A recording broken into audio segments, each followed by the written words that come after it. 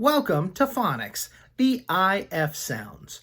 In most cases, when we put the letters IF together, it sounds like the short I, followed by an F sound, as in the words if, different, drift, gift, lift, sift, stiff, and whiff.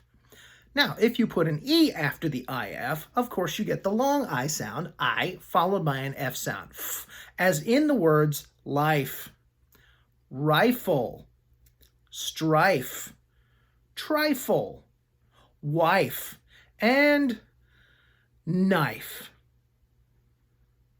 Don't worry, it's just a butter knife.